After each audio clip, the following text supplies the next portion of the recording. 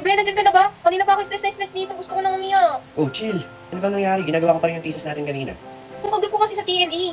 Hindi umatin kanina sa practice. Sabi out of town daw, pero sabi na Nina nakita niya sa plaza kanina. Search mo kaya yung black box AI.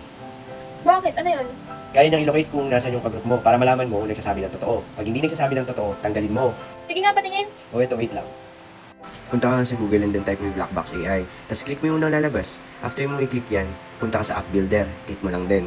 Ngayon, pagkapunta mo sa app builder, ang gagawin mo dyan, type mo na kailangan mo ng generating link para matrack mo yung location ng isang tao.